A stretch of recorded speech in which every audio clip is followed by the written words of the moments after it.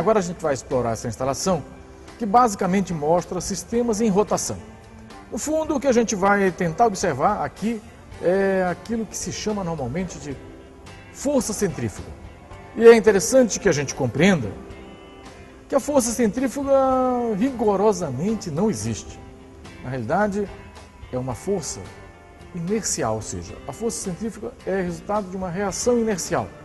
Quando você tem um sistema que a todo momento ele tende a mudar a direção de movimento, o corpo reage, as partes desse sistema reagem, tentando continuar na direção que tinham anteriormente.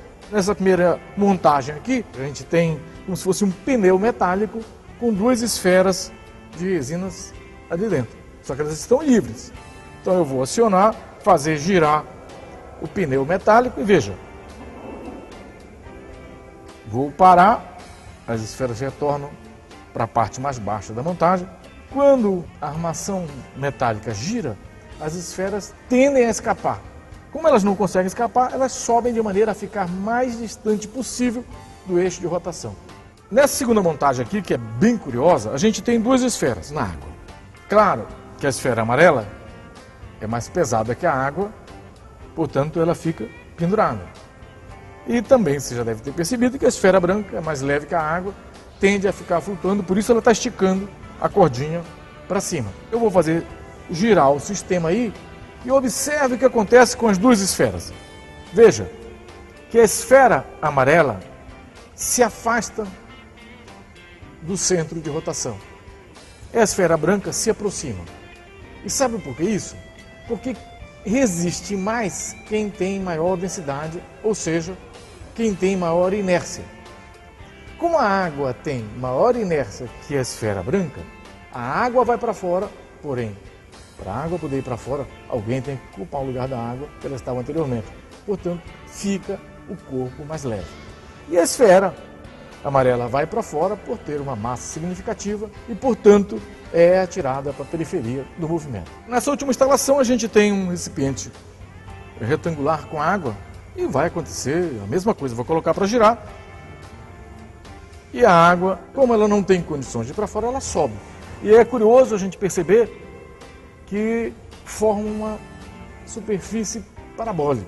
O curioso nessa instalação aqui é poder mostrar situações diferentes, onde os corpos exercem a sua inércia ao resistir ao movimento de rotação. Ou seja, na realidade, a inércia, que quer dizer resistência a mudar a direção do movimento, acontece sempre.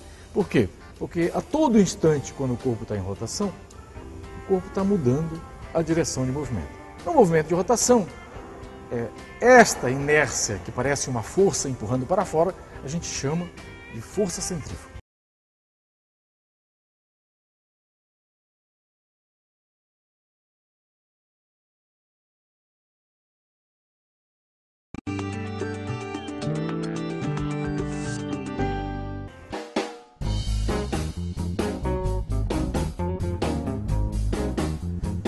É isso aí, professor. Agora a gente vai dar uma olhadinha nas propriedades dos corpos em rotação. Quando um corpo tem a sua massa distribuída de forma distante, em região distante do seu eixo de rotação, a gente diz que ele apresenta uma maior resistência a entrar em rotação. Em física, é o mesmo que dizer que ele tem maior momento de inércia. Parece um palavrão? Não, mas inércia é a capacidade de ficar como está. Ficou entendido que quanto mais próximo do eixo tiver a massa, mais fácil para ele entrar em rotação. Quanto mais longe do eixo, mais difícil, precisa de mais energia. Este é o primeiro passo que a gente precisa compreender. Agora tem uma outra característica. O corpo, ele tem momento de inércia parado ou em movimento, certo? Porque as massas estão lá distribuídas, ele parado ou em movimento. Quando eu coloco ele para rotacionar, para girar, ele passa a ganhar uma velocidade. E veja, aí vai entrar uma outra grandeza física, que é resultado da multiplicação entre esse momento de inércia e a velocidade. Esta grandeza chama momento angular do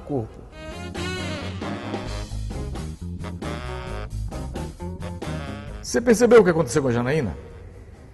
Ela começou a girar, ela deu um impulso e começou a girar com os braços abertos. Quando ela estava com os braços abertos, ela tinha uma quantidade considerável de massa distante do seu eixo de rotação. Ou seja, era mais difícil, ela precisava de mais energia para girar do que se estivesse com os braços colados ao corpo. Bom, ela começou a girar com os braços abertos. Quando a velocidade dela estava caindo, ela aproximou os braços do corpo. Tirou toda aquela massa que estava distante do eixo de rotação e colou ao eixo de rotação. O que você observou? A velocidade dela aumentou. Se o momento de inércia diminuiu por ela aproximar os braços do corpo, o momento angular tem que se conservar. Então, a outra grandeza tem que aumentar. Ou seja, ao aproximar os braços do corpo, ela perdeu o momento de inércia e ganhou velocidade. Lembra quando você foi assistir a um espetáculo de balé em que a bailarina começava a girar nas pontas dos pés com os braços abertos e depois fechava os braços sobre a cabeça e aumentava a velocidade? Pois era só isso, só esse princípio físico que a bailarina estava usando.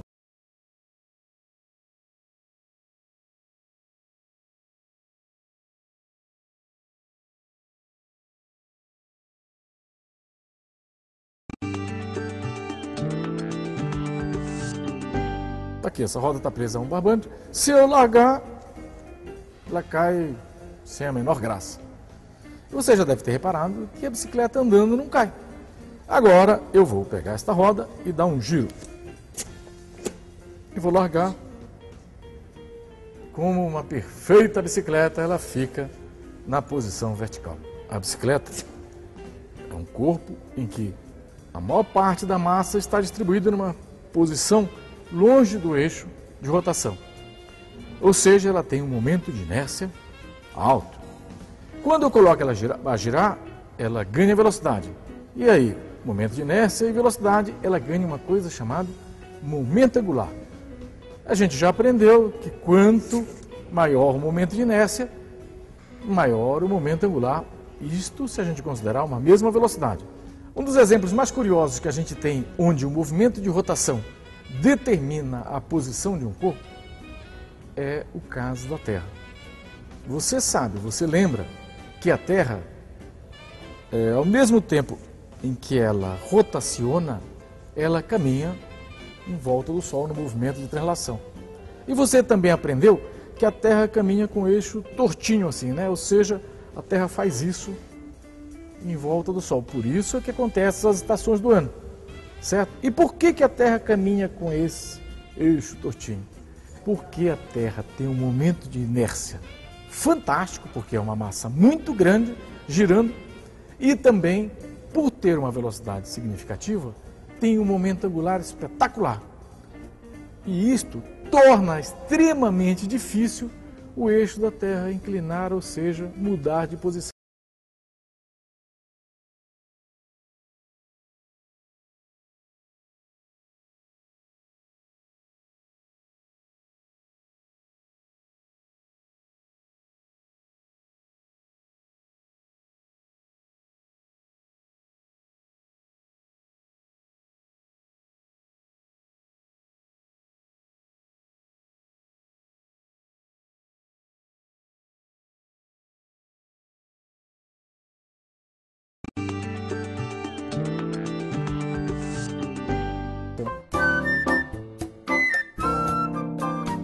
Nessa instalação, a gente vai poder observar como é que se comporta um corpo que entra em órbita por ação de uma força central.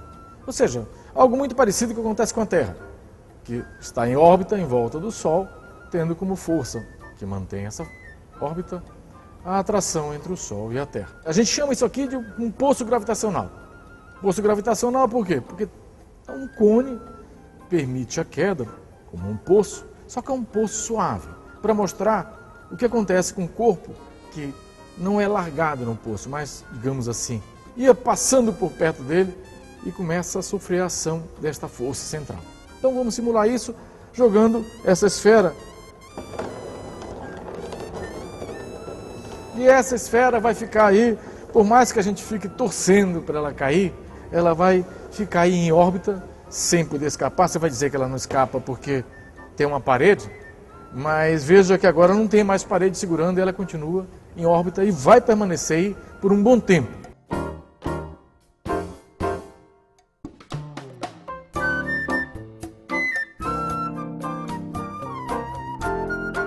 É interessante perceber que à medida que a órbita começa a ficar mais fechada, a velocidade dela aumenta. Ou seja, a tendência dela entrar em colapso aumenta. Isso não acontece com a Terra, porque diferentemente daqui, não há perda de energia no movimento da Terra, não há atrito. Aqui a gente tem atrito com a superfície e, claro, a cada movimento, a esfera perde energia de forma significativa.